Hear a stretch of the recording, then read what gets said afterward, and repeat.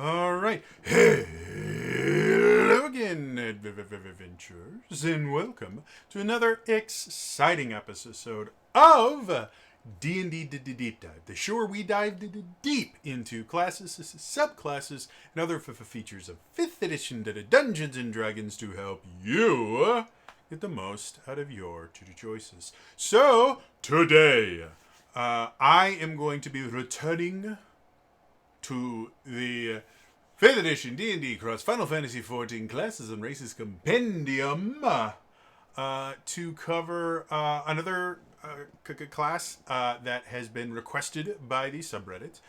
If you're wondering where to get the compendium, or if you just want to join in the conversations that are there, there is a link in the description where it says get it here, where you can actually download the compendium itself. It's the first pinned post right there. And you can also see all the other conversations people are having there.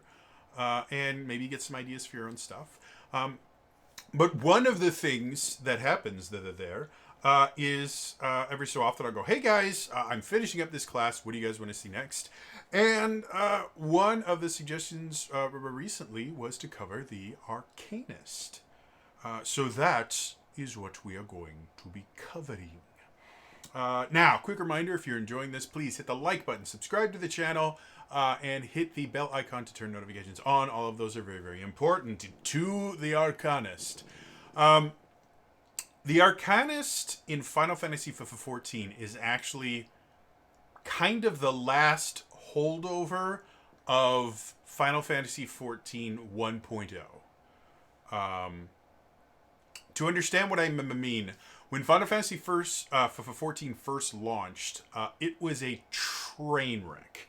It was really, really, really, really horrible. The systems didn't work. Everything was just complicated and weird. And so when Yoshi P took over, they had this brilliant idea. And when I say brilliant, I actually mean absolutely brilliant. Yoshi P is an amazing person. They had this brilliant idea to effectively start over. They basically redesigned the game from the ground up. And it turned into what was called A Realm Reborn. And they didn't just wipe the game out of existence. They actually had a really cool storyline that ended the original vanilla Final Fantasy XIV, where there was this giant moon that was holding Bahamut. And what ended up happening is the Empire was trying to get it, and they didn't realize it was going to happen. Then Bahamut breaks out, and then it destroys the world. If you search for Final Fantasy XIV opening cinematic, you will see this brilliantly done cinematic where it shows this massive Bahamut. This is like skyscraper, like bigger than skyscraper. This is like small moon sized Bahamut, just completely obliterating the world and going up against an old dude with a stick.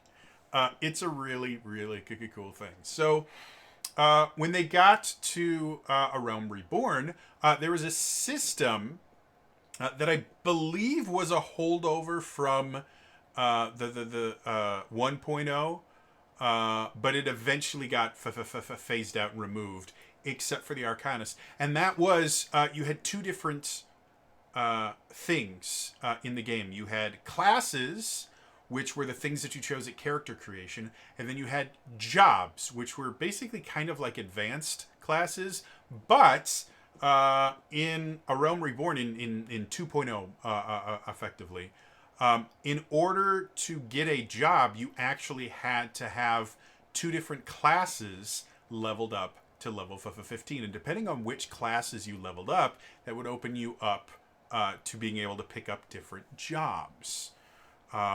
If I remember correctly, and it's been a long time since I played it in this particular state, but if I remember correctly, if you wanted to be a ninja, you had to have a rogue level 15 and a monk level 15.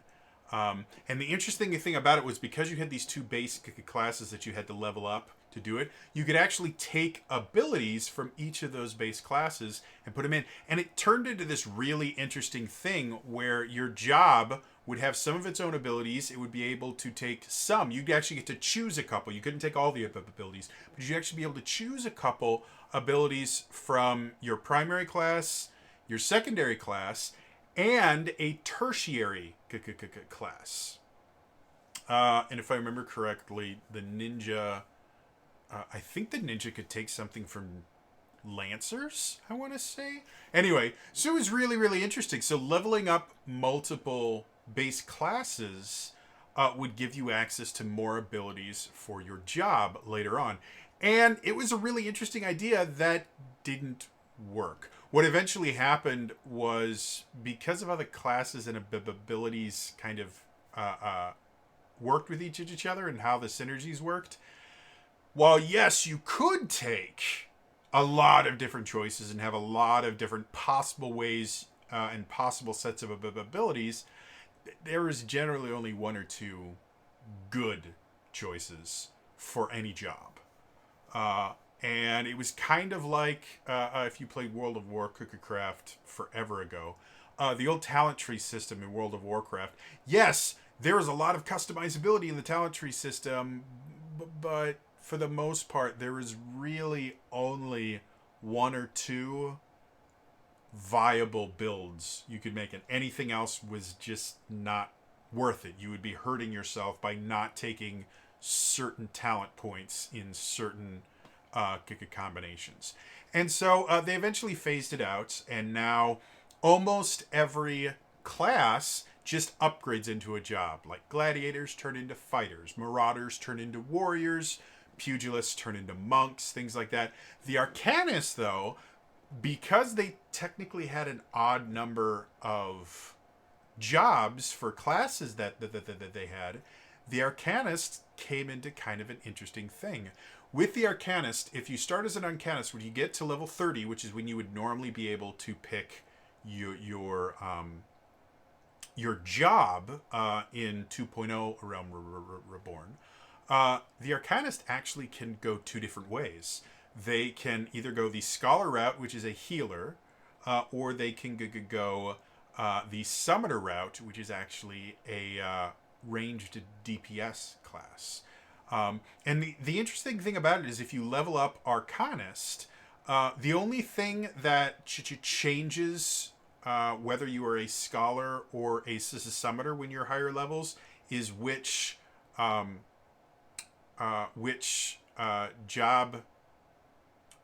I think is I hit Soulstone. There we go.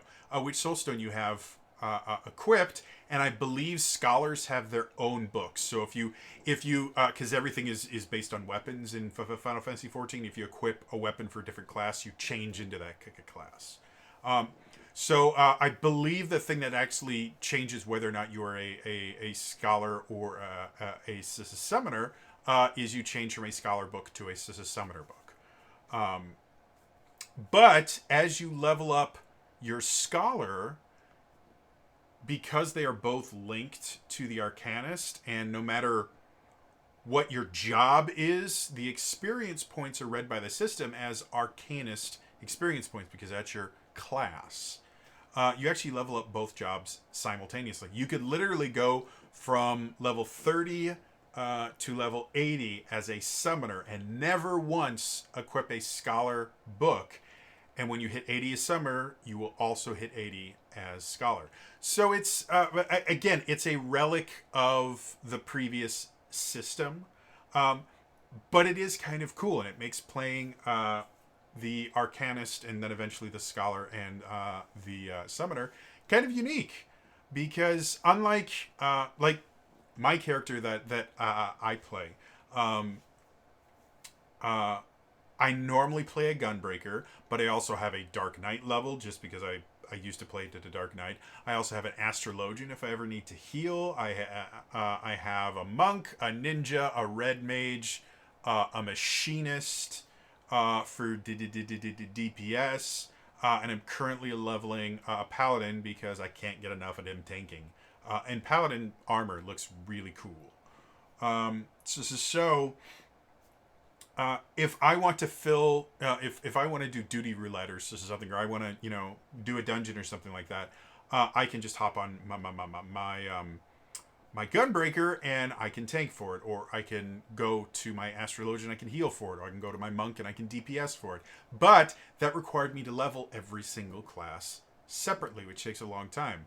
For the Arcanist, and then again, Summoner and Scholar, you don't. You simultaneously level up a healer class and a ranged DPS class at the same time, which is kind of cool, especially doing like main story content as a healer can sometimes be a little bit rough because healers are hard to kill because they can heal themselves, but they have extremely limited offensive capabilities. I know on my astrologian, I believe I have a grand total of 3 attack abilities. One is a damage over time, one is just a basic attack spell, and then I also have an area attack spell. There are no combos. There's no. Yeah, I have 3 different things. I put the dot on, and then I spam the single target attack if I'm attacking a single target, or I put the dot on and then I spam the multiple target attack if I'm fighting multiple targets. That's it. It is super super boring to try and DPS as a healer. So yeah, the Arcanist is a really really nice starting class in Final Fantasy 14 if you want to be able to heal, because healing is a lot of fun in Final Fantasy 14. I've done healing in I played I was a founder for Star Wars: The Old Republic, and I played a healer in that. I played a smuggler healer, which was really fun. I did raid content and stuff as my smuggler healer, and then I also had a tank. I had a shadow tank. I can't remember what the class was. I think it was called, the Jedi Shadow is what it was called. They used the double lightsaber. It was super cool. I could cloak. It was fun. And I did healing in World of Warcraft, which I played for like 6 or 7 years. When I started getting into endgame stuff and started doing raiding and things like that, I was a healer for the most part. I started tanking towards the end of when I did it, but I was a healing. Healing in World of Warcraft is boring. Now, this is coming from someone that has not healed since... Ooh, let's see. I have not healed since... Cataclysm. Wow, because I didn't really heal in when I came back for Legion and Battle for Azeroth. But healing was super super boring in Final Fantasy, or not in Final Fantasy. Healing is super boring in World of Warcraft. In Star Wars: The Old Republic, healing was still mostly boring. Because literally what you do is you go in and you might get to attack every so often, but for the most part you stare at everybody's health bars and then you make sure that they don't die. That's really it. And you avoid mechanics and stuff like that, so that's kind of cool. But everybody gets to do that, and then when you're not doing that, you're just staring at people's health bars. It's really boring. Final Fantasy 14, healers have to DPS. Now, it's not really advanced DPSing, but they still are expected to DPS. And I think mechanically wise, Final Fantasy 14 is a lot more fun to play and a lot more... I can't think of the word right now. It's because of the different signs and things that they show on screen when the things are happening. You can go into a fight without a mod that says, okay, run to this side, or you don't have to have someone telling you what to do for every single attack. And it means that you can go into a lot of situations, like boss fights and raids and things like that, completely blind. And still be able to triumph if you really are watching what's going on and understand how the systems work, which really doesn't happen in World of Warcraft. You generally, if you are a world first kind of thing where you're trying to do world first, you go in and you kind of brute force and try and learn, but it's learning through death. Yeah. Anyway, so back to the Arcanist. Yeah. So how is that going to translate to DD Fifth Edition? Well, DD Fifth Edition actually lends itself a little bit easier to the idea of having one base class that can specialize into other things with the subclass aspect. I realize it is 15 minutes into this video already, and I haven't said this yet, but I'm going to say it now that I've stopped talking about the Arcanist. Looking over the Arcanist, it doesn't work. Plain and simple, it doesn't work. The long and short of it, and I'm going to go through a much more in-depth thing in a second here, but I want to kind of put this up. It doesn't work. It is a full caster, which is fine. It's basically, it has got almost everything the wizard has. So this could very easily have been turned into a wizard subclass without too much difficulty. But they also add on effectively maneuvers from the Battlemaster fighter. And a permanently summoned pet, which doesn't really work. Like I said, there's too much there, and it unbalances the class. Now, in the thread that this was suggested, someone has actually already tried to rebut this idea of you can't have a full caster pet class. By saying, no, the core concept is completely sound. It just needs a little bit reworking. Unfortunately, I'm not going to name you because that would be just rude. Unfortunately, you're wrong. You're absolutely 100% wrong. And one of the things that this particular person brings as examples are things like Necromancer wizards, which get access, especially once Tasha's came out, where summoning spells were actually useful. Up until then, summoning spells really weren't that great because they required you to sacrifice your action to do them. So full casters using summoning spells generally weren't a great idea. Because it was too much of a cost. Tasha's introduced summons that could use your bonus action for things, or actually no, they introduced summons that don't require you to command them using some sort of an action. You could just give them commands, no action required, and that made these kind of minion classes an actual viable thing in 5th edition. The difference between this, so you mentioned those, and then you also mentioned the Wildfire Druid. Well, the Wildfire Druid is, they do have a quote-unquote pet, but the actual things that the pet can do are next to nothing. Really, the only thing that the pet can do is you can use your bonus action to make the pet attack, and it has, effectively, I believe, 2 attacks, and that's it. It has Flame Seed, which is a single target attack that does a d6 plus proficiency bonus damage. And then Fiery Teleportation, which is an area attack that also lets it teleport. And that's it. All the things that enhance it are things that actually enhance the druid's spellcasting ability and don't do anything to the pet. The pet is literally just bonus actions. And that's all it really is. It gives you a couple additional bonus action abilities you can do. In the same way that the rogue's cunning action gives you a use for your bonus action, the Wildfire Druid, their Wildfire Spirit is just a use for their bonus action, and it's not permanent. It only lasts, if I remember correctly, it only lasts for an hour. And it uses your wild shape to do it. So you have a limited number of uses of it, and it's limited. It only asks for an hour, whereas the allies, I can't remember what they call them. Yeah, they're just Aetherial Allies. The Aetherial Allies basically last all day. And if they do die, as long as you can get to them within a minute, you can burn a first level spell slot and get them back. So it's not comparable to the Wildfire Druid because the Wildfire Druid doesn't have effectively a second character that they get to control at the same time. They have a use for their bonus actions. If you look at the Necromancer summoner style of wizard, all of those spells require concentration, which limits significantly the ability of the caster to cast anything else. There's concentration is the big limiting force in 5th edition Magic. It's one of the things that ensures that spellcasters in general are not going to become massively any more massively overpowered. Some of those nice level spells are still crazy.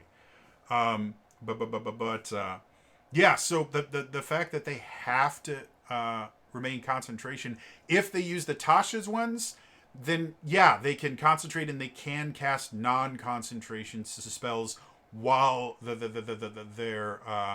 summoned ally is doing things. But in general, unless they're using higher and higher levels of spells, the usefulness of the summons starts to dip off rather rapidly, especially compared to other spells that they could be casting.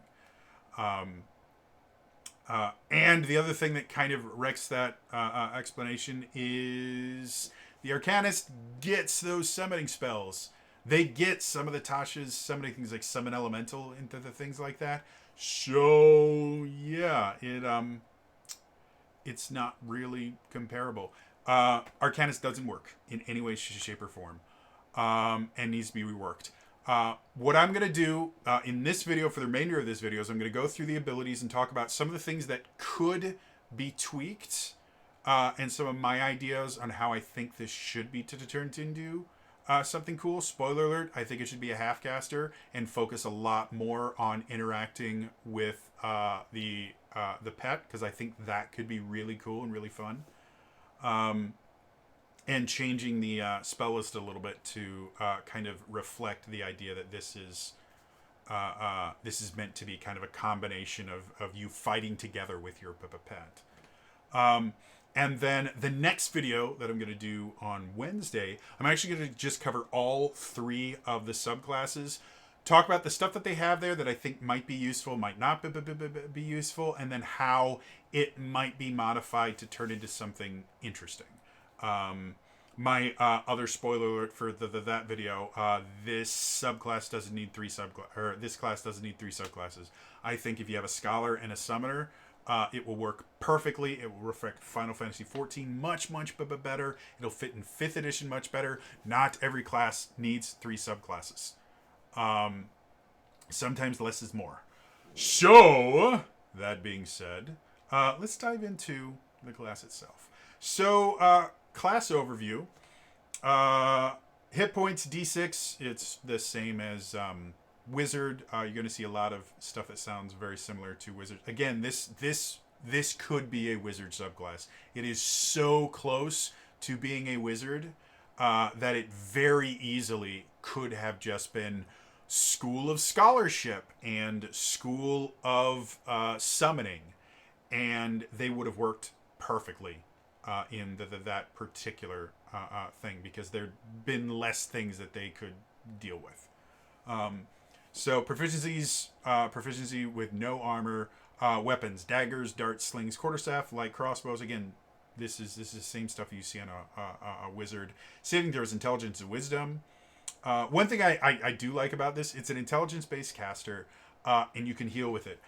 I've said many times before, I think an intelligence-based healer is kind of cool. So I like the fact that they made an intelligence-based healer. I think it's cool. Skills, choose 2 from Arcana, History, Insight, Investigation, Medicine, Religion. Again, none of this is surprising. Equipment, again, almost identical to the Wizard. You have a quarterstaff or a dagger, a grimory, which you use as your spellcasting bonus, and then either a Scholar's Pack or Explorer's Pack. That's it. It's really, really simple. It is almost word for word the Wizard's class features.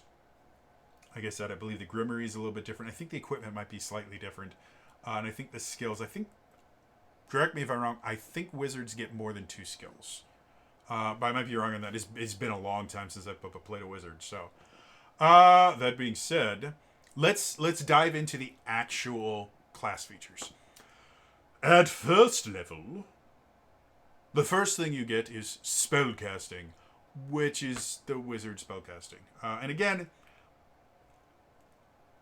I don't really see a huge problem with the fact that it's the Wizard's spellcasting thing, just because, I mean, this is effectively a Wizard's spell class. This is a Wizard subclass. So it's almost identical to the Wizard. You get a spell book. Again, the spell book is a defining feature of the Wizard, so I'm generally not a huge fan of giving a spell book to any other class unless it is something that is granted by a subclass or something along that line, to where the wizard is still going to be, getting it first and being able to use it a little bit differently. That being said, it's intelligence-based spellcasting. It's not crazy. There's not a lot to talk about it except that it's the wizard spellcasting thing. So there. The other thing that you get at first level is the only real defining feature of the subclass, but it's a really interesting one. At first level, you get tactics. Tactics are effectively maneuvers from the Battlemaster fighter, but not. It's really interesting, to be blunt.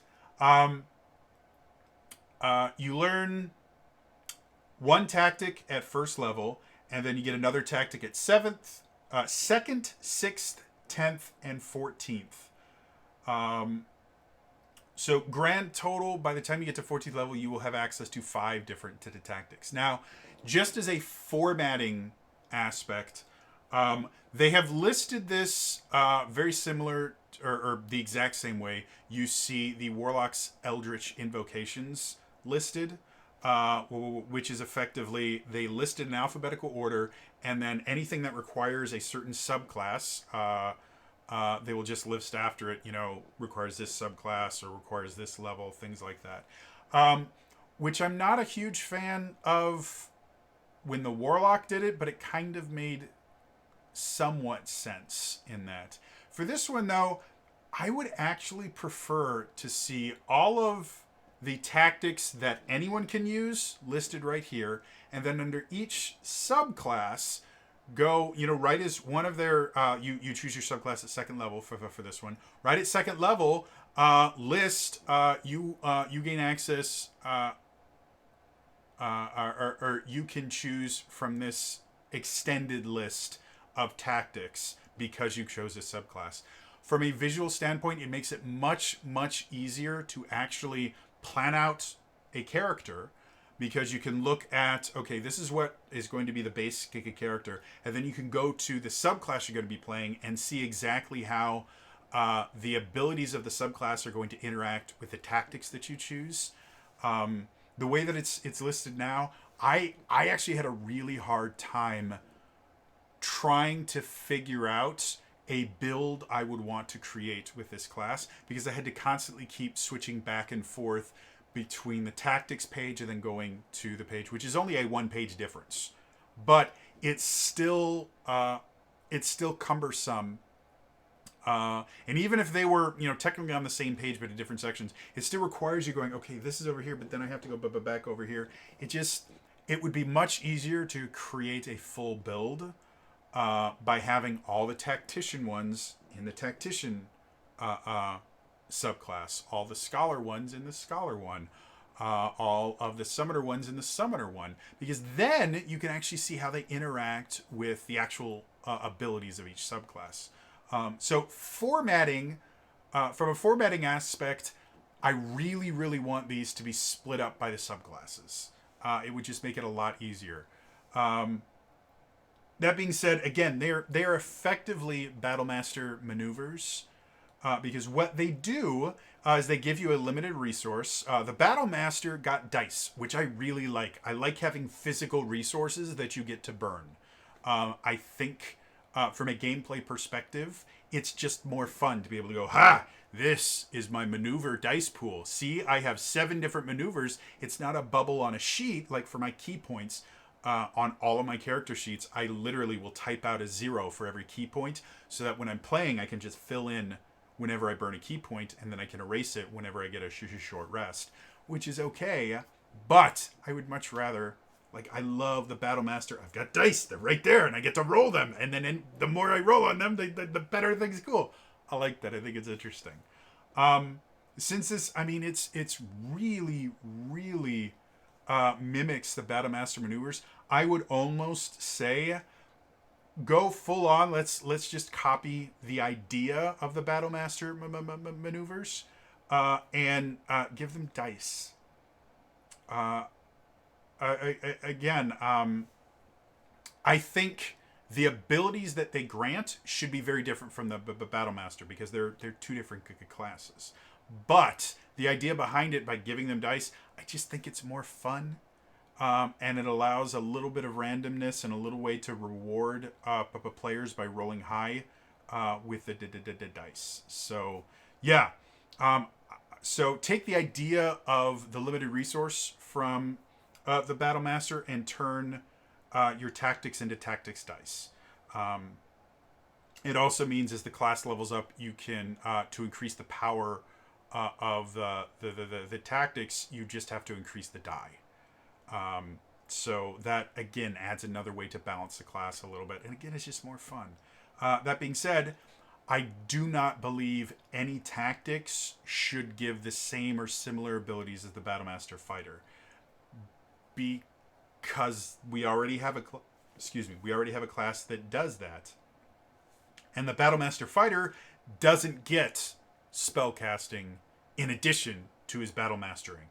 No, the Battlemaster Fighter is actually built around the defining feature of the fighter, which is they get extra attacks. Most of their maneuvers require you to make some sort of an attack, whether you hit with an attack or whether you choose to make. They're based around attacks. Sometimes it's giving attacks to other players, but it's all based around attacks, which is the fighter's defining feature.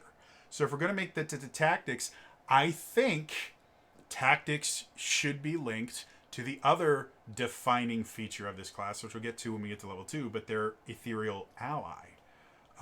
So these tactics should some way allow you to interact or do different things with your Aetherial Ally, or modify your spellcasting. Your half spellcasting is what I think this should be. And shouldn't give you any of the abilities that the Battlemaster Fighter would have, because they're not the same, and they shouldn't be. So, what are the specific to the tactics? Well, I'm glad you asked. Let's go through them. I'm just going to read through them and talk about what they do. Advantageous. When rolling initiative, you expend one use of your tactics to increase an ally or your own initiative roll by your proficiency bonus. You may only do so once per initiative of a roll. So basically, you can burn a tactics. By the way, you have a number of tactics equal to your intelligence modifier. You get them all back on a long rest. So maximum you can have is 5 per day. Advantageous is just not that useful. We've talked about how sometimes manipulating the initiative can be very, very useful. Getting a +2 to your initiative is not going to do. Getting a +6 to your initiative may not make a massive difference, and that would be 17th level. So with the fact that you only get maximum of 5 of these per day, technically you get 7, but we'll talk about that in a while. It just seems like a waste of a tactic when there are a lot of better things to just increase it by your proficiency bonus. So yeah, it's interesting if you're trying to make a control kind of class, but it's a little underwhelming. Ethereal Barrier. When a creature you can see attacks a target other than you as within 15 feet of you, or your Ethereal Ally, you can use your reaction to impose disadvantage on the attack roll. That one's a little bit more useful. It does require you to be pretty close. Not nearly as close as something like Shield Master, which is effectively what this is. This is Shield Master without the shield.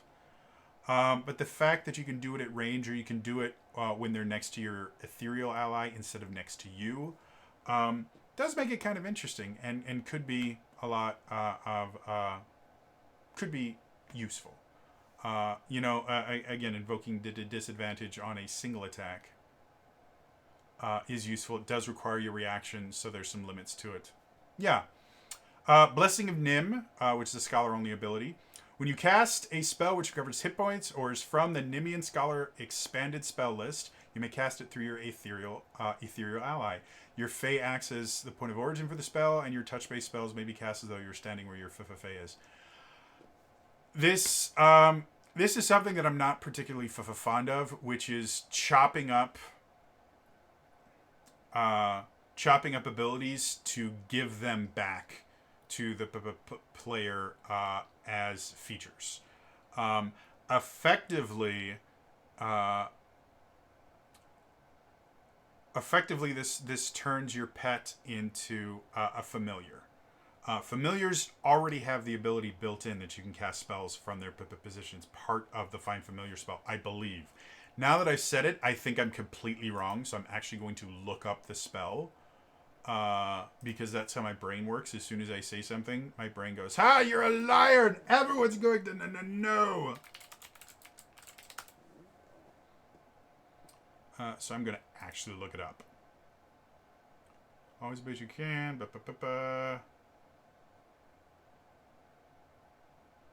So next turn.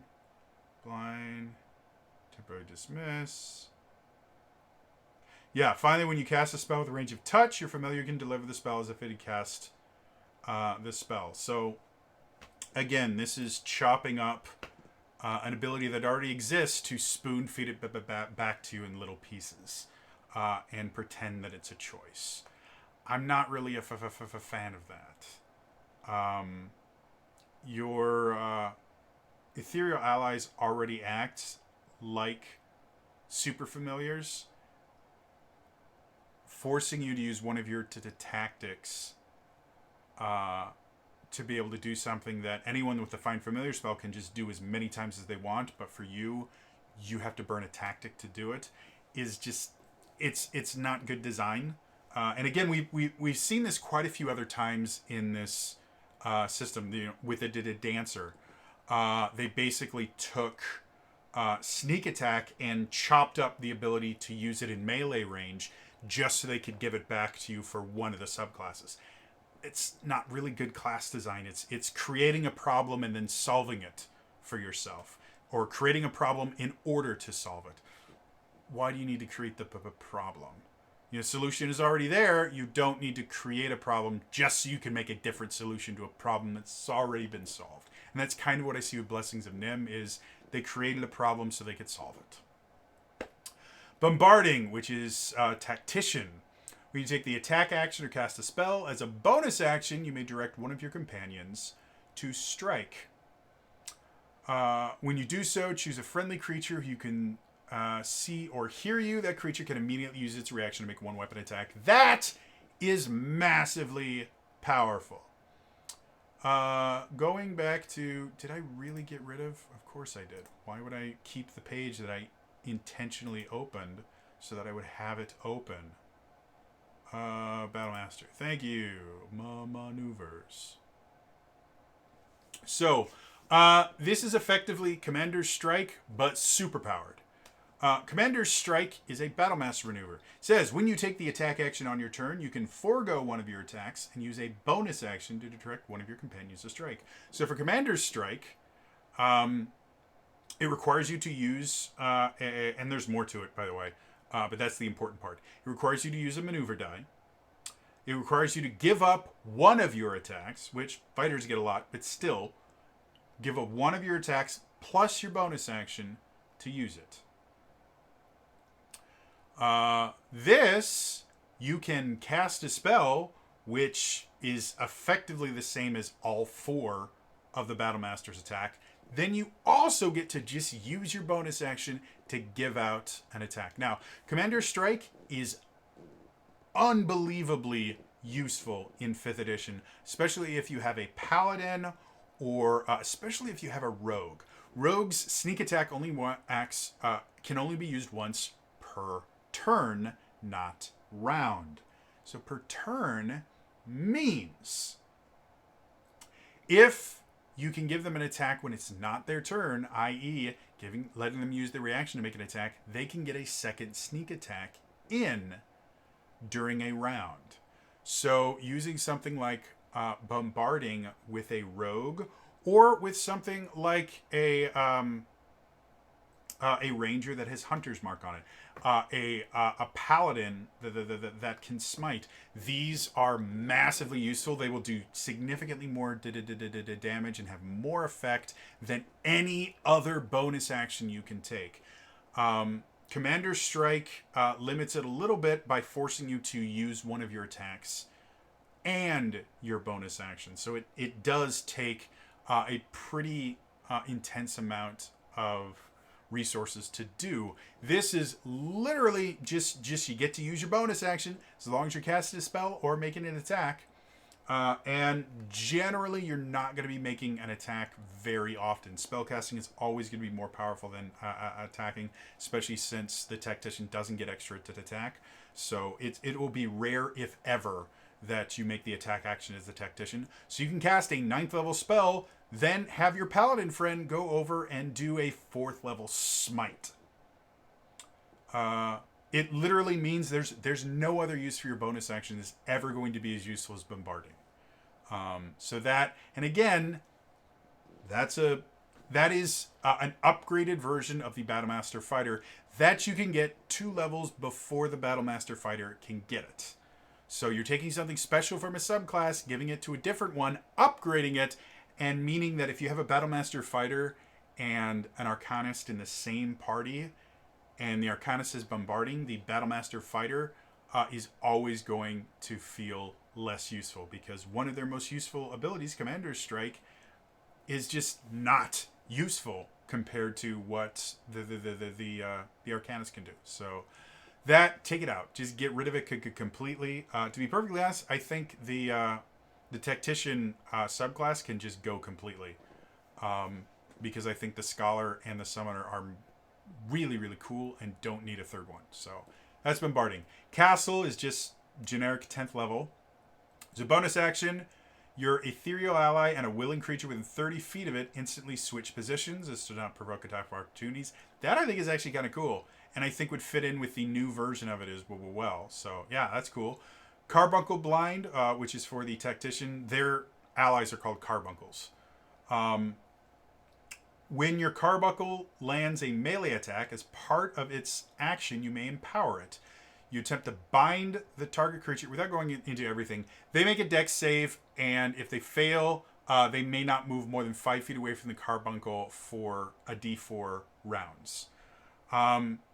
This is something that I see a lot with the Tactician. I don't think I see it with the other ones, but it happens a ton with the Tactician, where this is just free. Other than the fact that you have to burn a tactics to do it, this is free. It's not, it doesn't require any action from the player character. It's just, they get to do that. Anything like Carbuncle Blind or Carbuncle Shine or anything like that, any of these abilities where you are empowering your ally or something, needs to have an action tied to it. Make it a bonus action, make it make it your action. Generally, this stuff like this, when it's your Carbuncle doing something, I would normally say do it as a reaction, just because again there has to be something there. Otherwise, this is free, and yeah. I'm also not a big fan of, again, it works great in video games. It doesn't work great in tabletop RPGs that much, is this binding thing where you can, yeah, for novelty, maybe one of the, like the gauntlet thing from one of the Gunbreaker subclass. I thought that was kind of cool, but it wasn't as much a binding thing as much as it was getting up and then effectively turning it into a grapple. This binding thing, it just doesn't work in a tabletop RPG very well. Because if you are doing Theater of the Mind, it is really, really hard to envision how it works. If you're playing on a map, it's a little bit easier to envision it, but it's still annoying to say the least. So yeah, that's another one. It's just. Next is Carbuncle Shine as a bonus action. All creatures who can see the carbuncle within 10 feet of it must make a con save. On a failed save, they're blinded for a d4 rounds. It's better than the bind. The blinded condition is somewhat useful. It's not the most useful condition in the world, but it can give your allies advantage on attacks. It can prevent line of sight and things like that because they physically can't see. I think Carbuncle Shine significantly more useful than Carbuncle Bind. Again, it needs to have. Well, and again, Carbuncle Shine is actually a bonus action, so it actually requires you to do an action, whereas Bind was just you get it for free. Next is Deployment Tactics. As a bonus action, select 2 friendly creatures who can see and hear you. They move up to half their movement speed without provoking attacks of opportunity. If I remember correctly, I think that is another thing that was taken from...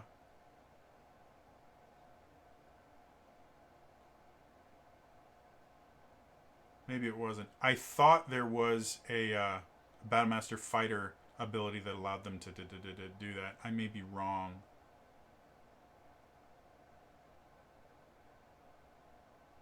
Summary attack, distracting, evasive. Yeah, I guess it did. It doesn't. Would be a cool thing. Again, don't have any problem with it. Other than the fact that, again, I think the tactics should be limited to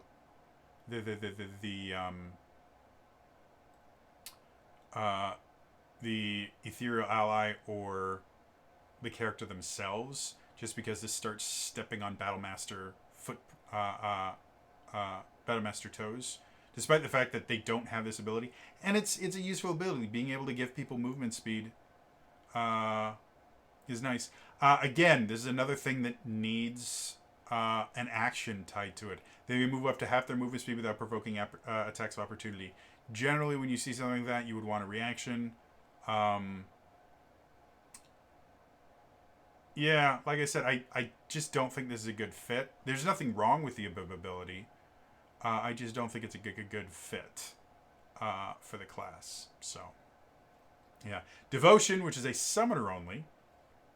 When a creature within 10 feet of your Ethereal Ally, attacks another creature with a melee attack successfully, as a reaction, you may add your intelligence modifier and proficiency bonus to the damage roll.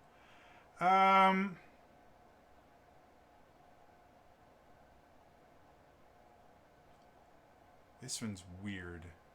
So basically, you can add an additional, at max level, you could add an additional 11 points of damage to the damage roll, which is a decent chunk. But it's just something random that you can do for another ally. Because basically, someone else makes an attack when they're within 10 feet of your Ethereal Ally. Your Edgy for this as a summon. Or Eggy, I'm not sure which of those is the correct pronunciation. So you can use your reaction to give them a burst of damage from your Eggy. I would almost rather see Devotion be part of a stat block of an Eggy than I would see it here, because it really feels like something that's coming from the Eggy and not from you. And so this is, again, nothing wrong with it. I think adding both the intelligence modifier and proficiency bonus to the damage roll is a little bit overkill. I would almost rather see it just be a flat die, just because dice work better than flat bonuses. But even if it was a flat bonus, I don't think there's a single flat bonus, because there are other abilities like this in 5th edition D&D. I don't think I've ever seen a single one that allows you to add your full modifier plus your proficiency bonus to anything. Even your regular attacks, you don't add your proficiency bonus to the damage. So, yeah, choose one or the other, or turn it into a die. Elemental Attunement, which is a summoner only. As an action, you may grant resistance to fire, cold, lightning, poison, or sonic damage to yourself or a creature within 5 feet of you for a number of rounds equal to your intelligence modifier. Reaction is useful resistance is useful. Making you use your action to do it is not quite as useful. And forcing you to be within 5 feet of the one person that you can use it on is even less useful, especially since this is a. You only get up to 5, technically 7, use of this per day. It just seems really, really under. Just really, really underpowered. Because you can only get resistance to one type of damage to one creature for a few rounds. I would much rather see this be able to affect all targets within 5 feet of you, or something like that. So you could actually use it to do something more than just a single person. Because as a single target thing, it's not that useful. It really isn't. I'd also, since it is Summoner, I could also almost see it being something that's attached to a stat block, or just being something like anything within 5 feet of you, or within 5 feet of your Eggy. So yeah. Next is Emergency Tactics. This is a Scholar and 10th level requirement. When a creature you can see takes damage, as a reaction, you may cast a spell which restores hit points to its target. This one is just poorly worded. Just because, as a reaction, you may cast a spell which restores hit points to its target. Which means any spell that restores hit points, you can now cast as a reaction, which can be a little bit unbalancing. Because theoretically, as a reaction, you could cast Mass Cure Wounds. Yeah, I would. Again, if you're going to use it as a tactics thing, and the Scholar is supposed to be the healer kind of thing, I would almost rather see this. You can burn a tactics die or two to regain, a number of hit points, and then level it up as it goes. At 11th level, they regain double the number of hit points that you roll on the die. So yeah, Emergency Tactics is broken but fixable with some minor changes. Next is Oh, good God. Excogitation. That is a weird word. I'm not even sure that's a word. There are too many consonants in there. The vowels look lonely. It's a Scholar-only ability. When you cast a healing spell, you may delay the effect by up to a minute.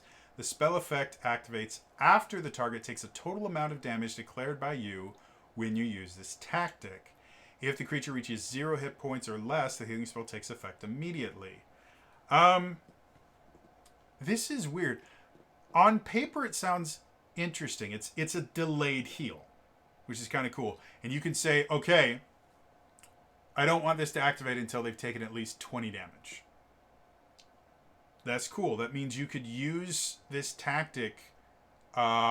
Let's say you rolled really high and the fighter, who you know is going to be getting just destroyed in a little bit, is below you. You could use that one. I'm not going to say that damn word again. I don't care if it's a real word. It's the vowels are lonely. You could effectively cast the spell. Go on with the rest of your day. Have the fighter go out, do his thing, get attacked by a bunch of people, and then as soon as he gets to a point where your spell would actually be useful, it instantly triggers. I like that. I think it's interesting. It also means, because it lasts up to a minute, this could be, if you know combat is coming, this could be a prep spell kind of thing, to where you cast it on, again, someone that's going to be taking the damage, and you know they're going to be taking damage. You cast it on them before battle starts. As combat is going, this becomes less and less useful, because having heals that don't activate until they take a certain amount of the damage is not nearly as useful as it sounds until they start hitting 0 hit points. But even then, bringing them back out Yeah,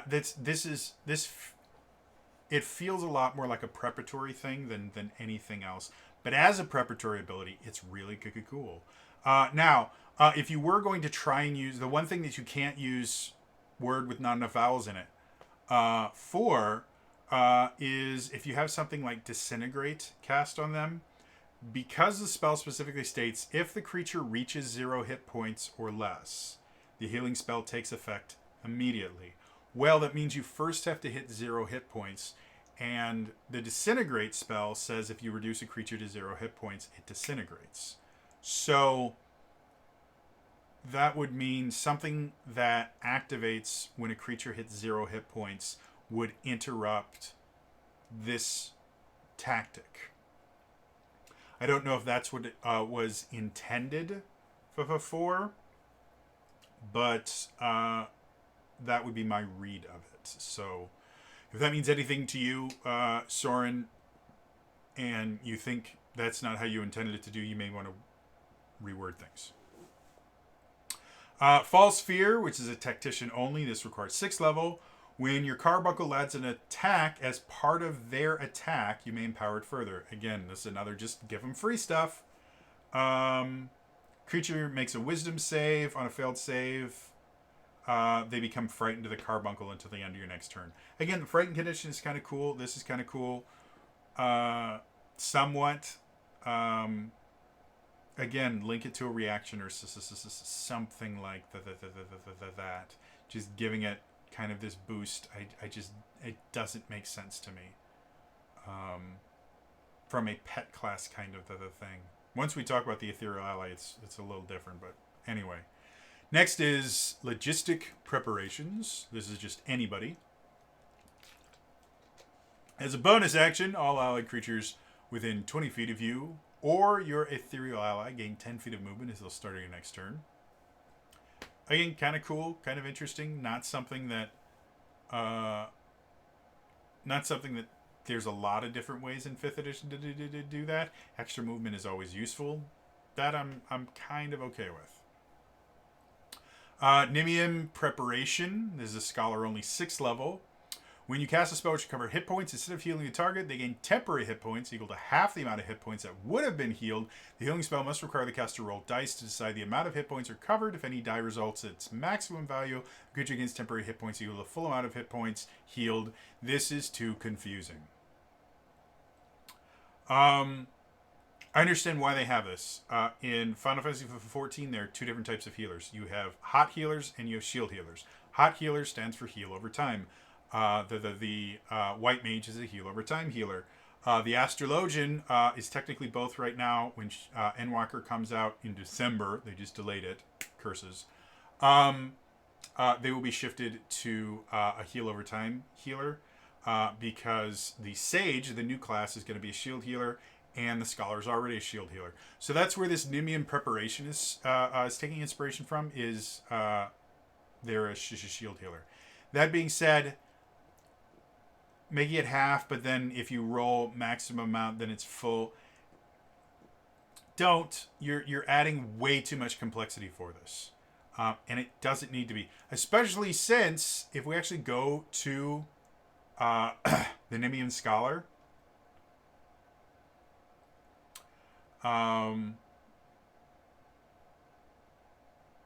they get a 10th level ability called Adloquium. You burn a use of tactics, so it uses the same thing as Nimian Preparation. It's just 4 levels later. And they get temporary hit points equal to the hit points recovered. So Adloquium is an upgraded version of this tactics ability that will always replace it. So I could understand maybe this being given to a different class, so that the actual healing class gets the good version of it, and then the other classes get a lesser version. But this is literally something that you will take, and you can replace tactics as you level up. You'll take it 6th level, and you will get rid of it at 11th level, or at 10th level, because you get an upgraded version of it. And there's other better things you can get at 6th level that there's no reason for this ability, especially with just how complex it is. just because it's more complex does not mean it's better. Generally, something is more complex in a tabletop RPG. It generally means it's worse. If you have two things that generally do the same thing, but one is significantly more complex, it means the more complex one was designed poorly. Because if you can have the same or similar effect without that complexity, the complexity was never necessary. It's just there to make it look shinier. So yeah, ditch Nimian preparations. Doesn't need to be there. Plan of attack, as a reaction, you throw your water bottle on the ground. No. As a reaction, you may add your proficiency bonus to the attack roll of an allied creature within 10 feet of you. Again, it's an interesting ability. It's not a unique ability. There are other things in 5th edition that give you something similar to that. I have no problem with it. It's a cool use of tactics. Quick summoning, 14th level required. As an action, you may summon an Ethereal Ally as though you just completed a long rest. You may do so once. Uses this tactic, recovers after a long rest. So this is another one that your Ethereal Ally, basically, you can only summon it after a long rest. So if it dies, you technically can't summon another one. However, when it dies, for a minute, it leaves this kind of essence in the air. As long as you can get to that essence within a minute of it dying and cast a spell, you can resummon it. And it only requires a first level spell slot or higher. So for a full caster, you will never not have enough spell slots to bring your Ethereal Ally back after about level 3 or 4. You just won't. Especially with all the other stuff you can do with this class, you simply will never, ever need quick summoning. It is in there to fix a problem that they created. Again, this is another thing where they created a problem and they fixed it. The idea of, okay, if it dies, you have to spend a spell slot to bring it back. That's perfectly fine. They added an additional thing in there going, well, you have to be able to get to where it died within a minute, or you can't do, or you can't get what the defining feature of your class you can't use until the next day. But at 14th level, we will sell that ability back to you for the use of a tactic. But then we're going to make sure you can only do it once, because we want to make sure if you're playing dumb, you don't get to play this class the way it's designed. Okay? That's kind of what I see when I see abilities like that. It's basically a designer going, I'm going to tell you how to play this class, and if you don't play the way I think you should play it, I'm going to punish you. And it doesn't need to be. Doesn't need to be. So get rid of quick summoning. Rouse is the next one. When your Ethereal Ally takes its action within 30 feet of you, as part of their action, you may empower it further. For a number of rounds equal to your intelligence modifier, add your intelligence modifier to the damage rolls and healing effects. Again, just free extra damage and healing. And that's for any single class starting from level 1. So again, give it some sort of action cost. Next is Spreading Strike. Requires 6th level. That sounds dirty. When your ally takes the attack action as part another empower one, they may make a second attack on a creature within 5 feet of the first target. So they can attack another creature for free. Spur, only for summoners. When your Eggy takes an action, you can empower them. They gain advantage on the attack roll. The additional damage from your proficiency bonus is doubled. Again, especially for a first level ability, you get to double damage. They get advantage, all from burning a single limited resource. And it doesn't cost you any issues. It's just free. Next is Switching Step. 6th level required. As a bonus action, you may switch places with your ally instantly if they're within 60 feet. Doesn't provoke opportunity attacks. Again, I don't have a problem with it. I think it's a cool ability. I think there are actually abilities like that currently exist in 5th edition, as far as letting you switch between things. So yeah, there's nothing wrong with it. I think it's interesting. Tactical position, another tactician only. You may use the help action as a bonus action. I've mentioned this before. The help action is vastly underutilized. That is a cool thing. It does require your a use of your tactics to do it, but it's useful. Just plain and simple, it's a useful thing. Finally, you have Tribind, which is summoner only, requires 6th level. As an action, all creatures within 10 feet of your Aetherial Ally must make a dexterity saving throw against your spell save or become restrained for a minute. As an action on their turn, an infected creature may make a strength save to end the effect. So, I've got one real issue with this. You make a dex save to miss it, but you make a strength save to get out of it is weird. In the comments below, let me know.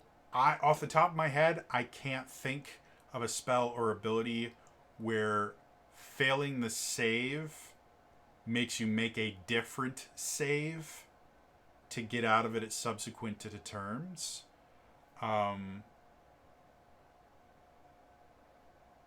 Yeah, I mean, it kind of mimics a grapple action where you can break a grapple with either a dexterity acrobatics or a strength athletics check, but it's not. They're saving throws. Like it.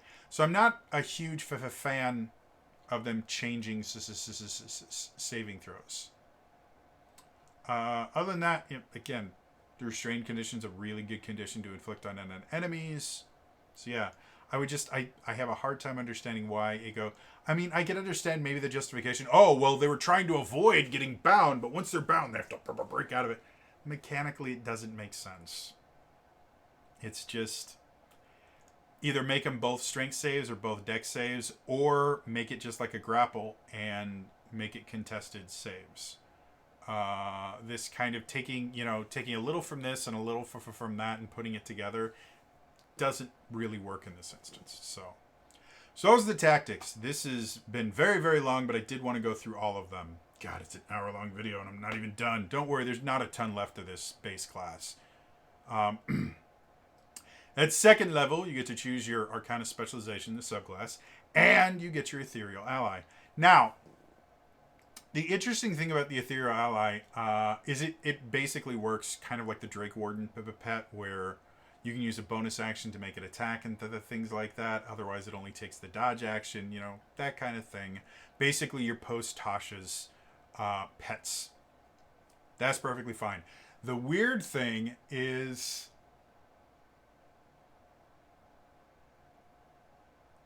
normally it will be written in combat, your pet, whatever they call it, has its own term, shares, it'll say your pet shares your initiative but acts immediately after you. It just means that you don't have to roll initiative for your pet, which just speeds up combat in general. But because it happens immediately after you, that means your bonus action, you have to tell it to use an ability and complete your turn before that ability gets used. Because this effectively happens simultaneously, that means any ability that your ally has, your Ethereal Ally has, effectively is a bonus action for you. And I think that is actually really interesting. And that's what I think the class should lean into, is this idea of when you summon a different ally, you are effectively equipping yourself with a different set of bonus actions. Right now, the allies are remarkably similar. Like for the summoner, you have 3 different Eggies you can get. You have Ifrit, Titan, Garuda. This is all based on Final Fantasy XIV. All of them have a melee attack. Some Garuda has a ranged attack. And then they have a recharge ability, which is effectively just some damage for most of them in an area. And that's it. Like, it's really not that interesting. And because of how they've framed this, if you were to treat each different Eggie as just a different set of bonus action abilities, this could be really cool. Especially since, again, to summon an Eggie, you can only choose to summon an Eggy right at or summon an ally in general when you get up for your when you finish a long rest. So at the beginning of your day, you have to choose which set of bonus action abilities you want. And perhaps as you get to higher levels, being able to switch, use a tactic to switch which one you have summoned could be something really cool. That is how the summoner kind of works. Again, I don't play summoner. I don't know exactly how summoning different ones, but I do know part of the rotation of the summoner is you go from your Edgy, and then it will transition to Bahamut, and then it'll eventually transition into Phoenix. So there is an aspect of switching these things mid-combat. And I know between combats you can change them, because I know during pulls they generally tend to have Garuda, but during boss fights they tend to have Ifrit, because Ifrit does more single targeted damage. So yeah, I would because they made that distinction where, unlike other Tasha version pets, this one acts simultaneously with you. It means that when you use your bonus action to tell it to do something, it happens immediately, as opposed to the other ones where you use your bonus action, you end your turn, and then it will happen. That's what I think this class should focus on, is every summon should be viewed as this is a different set of bonus actions you can have. The Ifrit one, give them all attacks. For the Titan one, don't give them any attacks. Don't give Titan an attack. Let Titan entirely be a buffing one, or a damage dealing, or a damage resistance one, or something like that. Give it something completely different. Don't give it an attack. For Garuda, don't give it a different kind of attack. Maybe give it an area attack instead of a single target attack that does less damage but can affect multiple creatures. Things like that. That turns it into something interesting. Whereas right now, it's almost just flavor.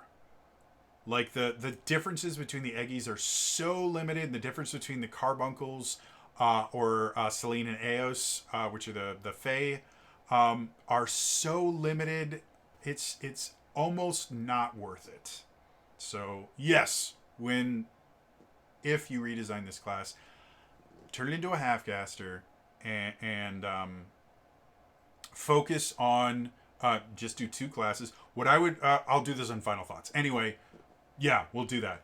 At ability score improvement, at 4th level you get ability score improvement. Everybody knows how it works. You don't get another ability till 18th level, which is Grand Design.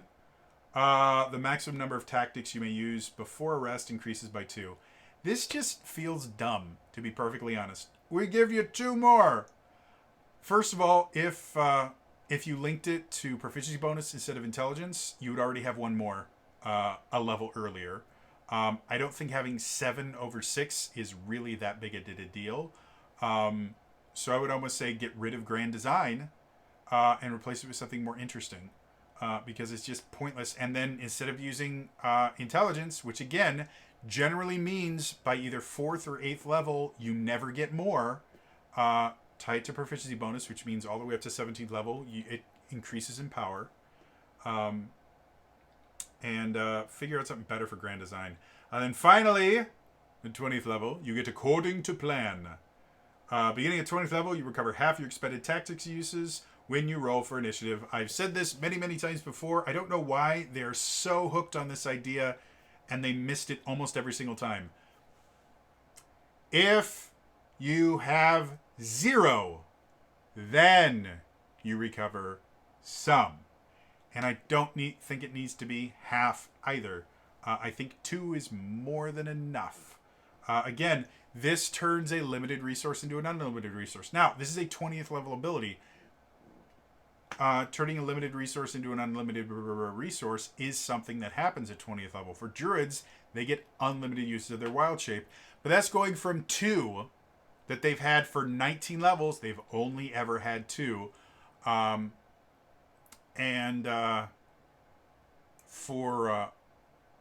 moon druids, if they ever use their elemental form, that takes both of them. So that turns into 1 per day. This is changing 7 into unlimited. It's not worth it. Again, for a 20th level ability, I think is more than fine for it to just go, yeah. If you have 0 when you roll initiative, you regain 2, which means they can't bank them. They can't use it to break the game. It's just, it gives you the ability to always have something to use. And 2 is more than enough. So, final thoughts. Like I said, the class doesn't work. It's a full caster that can summon pets, plus it has its Aetherial Ally. Tactics is Battlemaster maneuvers. Some of them even mimic specific Battlemaster maneuvers, to be blunt. And it's a poorly tuned system. And then the Aetherial Ally has a lot of promise, but the actual allies are pointless flavor. So what would I do to redesign it? Again, first of all, turn it into a half-caster.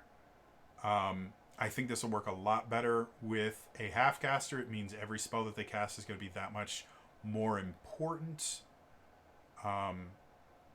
Make their Ethereal Allies a list of bonus actions. When you think about it, create a stat block for it. That's perfectly fine. But when you think about it, when you're giving them abilities, think about, okay, this is going to be a list of abilities that are bonus actions. And it might not be the worst idea to have a few abilities in there that aren't available until higher levels. At 7th level, they get another ability or something like that. That could be something that you could use while you're leveling up to do it. They do for the summoner. They do have this thing called Enkindle, which you don't get until level 14. So it's kind of like in Giga Kindle, but I would much rather see a couple extra steps in there. And each one should be unique.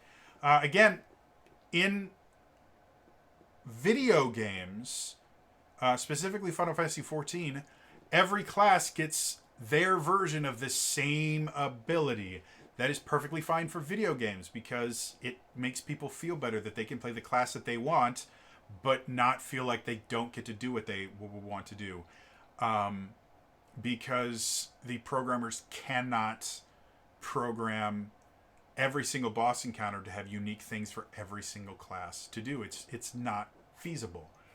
In a tabletop RPG, every battle is designed for your party. Even if you are running a hardcover, pre-printed, pre-written adventure, every battle is customized for your party because you have a game master there to where they can go, I want to try this. So because of that, not every class needs to have their version of the ability. In fact, it goes against 5th edition class design. The same can be said about these pets. Not every pet needs to have the same version. You have Burning Strike, which is the melee attack for Ifrit. And then you have Rockbuster, which is the melee attack for Titan. And then you have Shred, which is the melee attack for Garuda. They're the exact same ability. You do the exact same thing. They do slightly different damage. That's it. It's boring and has no place in 5th edition D&D. It goes entirely against the design philosophy. If you're going to give them all the same abilities with different flavor, then just give them one pet and allow them to flavor it differently. That's what the Drake Warden did. You can choose different every time you choose your Drake Warden. You summon your Drake. Drake. You can choose a different dragon element for it to have.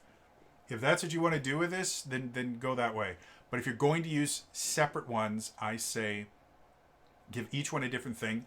I also think the Tactician. Throw out the Tactician. You don't need it. Have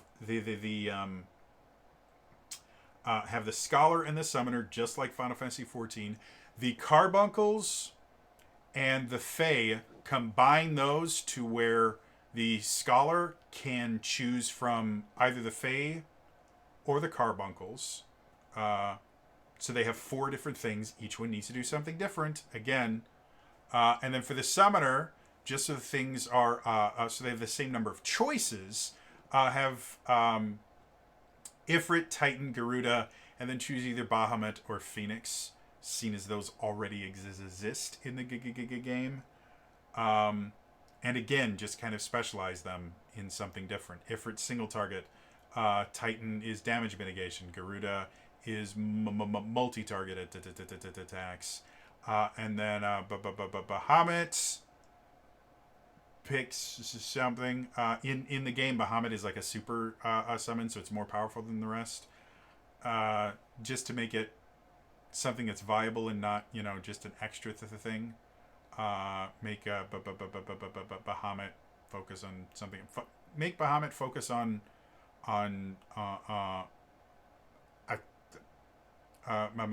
make it focus on enhancing the spells of the Arcanist. There, you have an attack one, damage mitigation, an area attack one, and then one that just boosts your spellcasting. You can switch between them. Easy peasy. And by easy peasy, I mean there's a lot of work ahead of it. That's why I'm not specifically laying out designs for all of this. After building my own subclass recently, I am a bit burnt out from redesigning these classes, and I just can't think of anything for that. But that's what I would say for redesigning this. Get rid of the Tactician. We'll talk more about that in the next one. Turn this into a half-caster. Make the tactics focus on modifying either what the pet can do or how the Arcanist interacts with their pet, but make that the focus. Don't make the focus basically on doing everything else with everyone else. Focus it on that, and you could have a really, really interesting fun class. Anyway, sorry this is so long, but I wanted to get through everything. Yeah. Anyway, that is all for me. Again, like, subscribe, turn notifications on in the comments down below. What are your thoughts? Like I said, I know there's one person that has already said they're going to defend the core of this, of a full caster with a pet. You're wrong. You're absolutely wrong. I don't know how much clearer I can make it. I've already explained you're wrong. Turn it into a half caster. It works so much better. Then you don't have. Then your actions can be more focused on working together with your pet and doing cool stuff. But this doesn't work in any way, shape, or form. A full caster with a basically, effectively, this is two. This is someone that gets to play two characters simultaneously. No good. Yeah, and it's different. It's different than Necromancer Wizards. It's different than the Wildfire Druid. I've explained how. You're wrong, dude. Sorry. That being said, let me know in the comments down below. Do you guys like the idea of each different summon being just a different set of bonus actions that you can combine with your actions to do cool things? I think that's cool. Let me know in the comments down below. Otherwise, again, that's all for me today. I'll see you guys next time. All right? Bye-bye.